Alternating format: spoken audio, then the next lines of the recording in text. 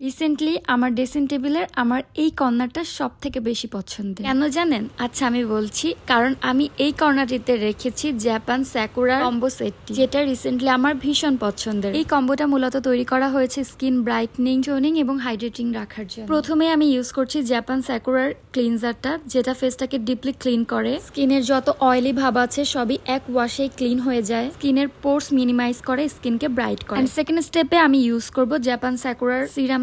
ও মাই god, এটা আমার ভীষণ পছন্দের, কারণ এই সিরামটা ত্বকের কালো ভাব দূর করে, ত্বককে করে পিঙ্কিশ, ফেসের চামড়া মসৃণ, আকর্ষণীয় এবং জীবন্ত করে এবং ফেসটাকে একদম কোমল নরম করে ফেলে। এই পার্টটাই হচ্ছে আমার সব থেকে বেশি পছন্দের। সিরাম দেওয়ার পর অবশ্যই কিছুক্ষণ অপেক্ষা করতে হবে, এন্ড দেন আমি হচ্ছে নেক্সট স্টেপে যাব। আর এখন আমি ইউজ করব সাকুরার আই ক্রিমটা। রিসেন্টলি এটা আমার অনেক পছন্দের, কারণ আপনারা অনেকেই জানেন আমি অনেক রাত জাগি, আর এটা তো সবাইকে বুঝতে দিলে চলবে না। আর রাত জাগার ফলে আমার চোখের নিচে কালো হয়ে যায়। ডার্ক সার্কেল রিমুভ করার জন্য এটার তো কোনো তুলনাই হয় না। তাই নিয়মিত রাতে ঘুমানোর আগে বিশেষ করে আমি এটাকে ইউজ করে থাকি। সব থেকে ভালো লাগার বিষয় হচ্ছে এত রিজনেবল প্রাইসে একটা কম্বের মধ্যে আমি এই সবগুলি প্রোডাক্ট পেয়ে গেলাম। ফেসবুক পেজ হোয়াইট রোজে, ওনাদেরকে তো একটা থ্যাঙ্কস জানাতেই হয়। বাই দ্য ওয়ে, আই ক্রিমটা লাগানোর পরও কিন্তু আমি কিছুটা সময় অপেক্ষা করব। লাস্ট স্টেপে আমি হচ্ছে ব্যবহার করছি জাপান সাকুরা টোনার। এটা বেসিক্যালি স্কিনকে ব্রাইট করবে এবং পোর্স গুলো টাইট করবে ও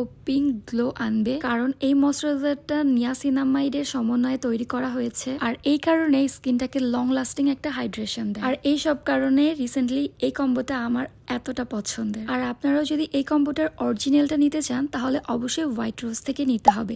তো কেমন লাগলো আমার আজকের স্কিন কেয়ার ভিডিও অবশ্যই কমেন্টস করে জানাবেন। Thanks for watching my video. আমার সঙ্গেই থাকবেন, দেখা হবে আমার নেক্সট ভিডিওতে। আল্লাহ হাফেজ।